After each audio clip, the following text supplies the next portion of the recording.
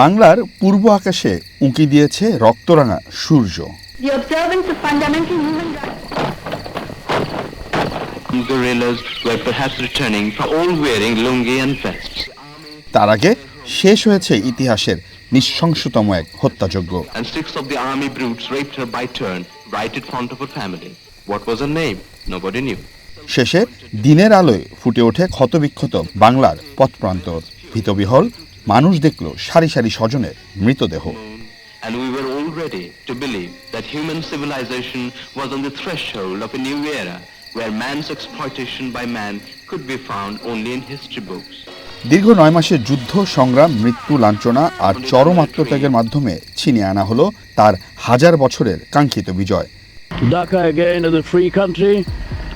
30 লাখ প্রাণের বিনিময়ে বিশ্বের বুকে মাথা উঁচু করে দাঁড়ালো স্বাধীন সার্বভৌম বাংলাদেশ। বাঙালির শৌর্যবীর্যের ইতিহাস আর অবিস্মরণীয় গৌরবের দিন 16 ডিসেম্বর। বিশ্ব মানচিত্রে বাংলাদেশ নামের স্বাধীন ভূখণ্ডের শুরুটা এই দিনে। পাকিস্তানি হানাদার বাহিনীর আত্মসমর্পণের মধ্য দিয়ে অর্জিত সেই চূড়ান্ত বিজয়ের 54 বছর পূর্তিতে কেমন আছে প্রিয় স্বদেশ?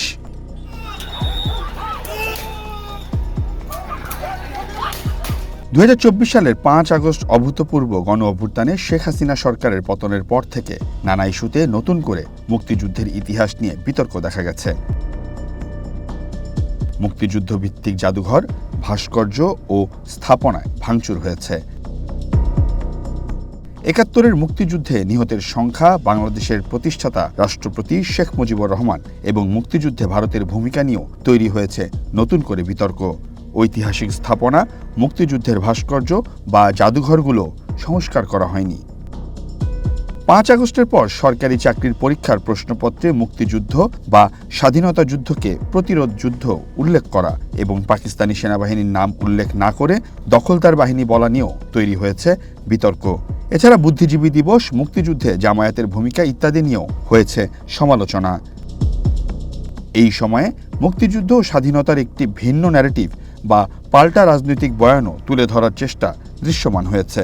মহান এই স্বাধীনতা যুদ্ধে এদেশের সূর্য সন্তান মাওলানা মতিউর রহমান নিজামী, গোলাম আজম সহ বাংলাদেশ জামাত ইসলামের দেশপ্রেমিক সেই সকল মানুষদের আমার কাছে বিশাল কোশ্চেন যে সময় আমি দেশ থেকে পালানোর জন্য চেষ্টা করতেছি, আমি জীবিত থাকবো কিনা মৃত থাকবো কিনা সে বিষয়ে কোনো ফয়সালা হয় নাই।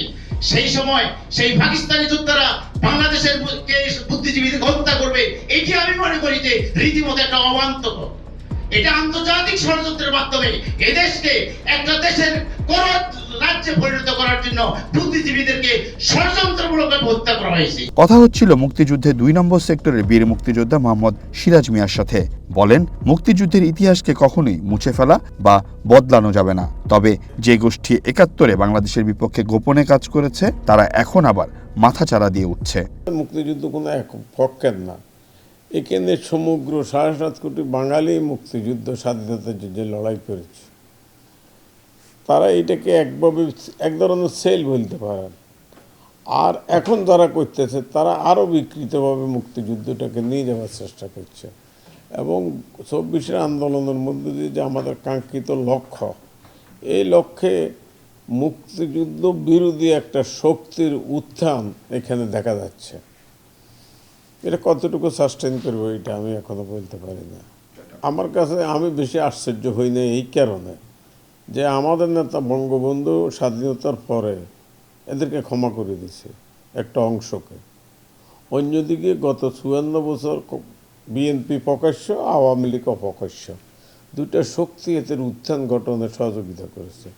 গবেষক ও বিশ্লেষকদের অনেকেই মনে করেন মুক্তিযুদ্ধ ও স্বাধীনতার ইতিহাস নিয়ে প্রতিটি সরকার রাজনীতি করেছে।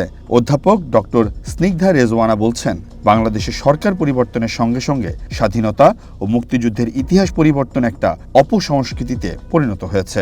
মুক্তিযুদ্ধের মতো একটি মেমোরি, একটি গ্লোরিয়াস ইভেন্ট যেটাকে বলা হচ্ছে, সেটি রেজিমের সাথে সাথে ভিন্ন ভিন্ন রূপ নেওয়া শুরু করলো। কিন্তু আপনি খেয়াল করে দেখেন, আজকে একদিনে কিন্তু আমরা এই জায়গাটা এসে দাঁড়াইনি।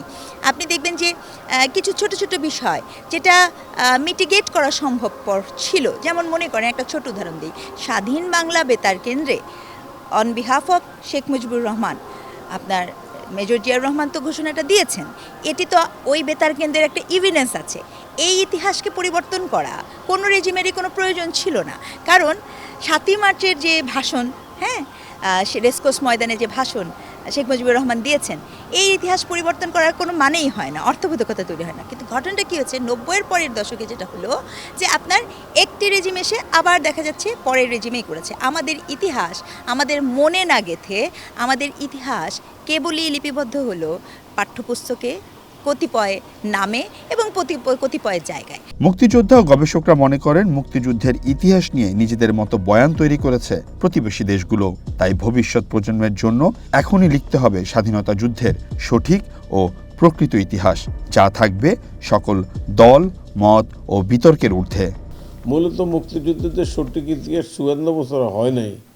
কী কারণে এই মুক্তিযুদ্ধটা হয়েছে সে কারণটা জাতির কাছে ব্যাখ্যা করা এবং এটাকে তারা নিজেরা ওন করা। এখন আমি ইচ্ছা করলে তো জামাতকে ঠেকাইতে পারবো না, আমি কি করব? আমার মনে হয় আমি আমাদের তরুণ প্রজন্মকে এত অথর্ব মনে করি না।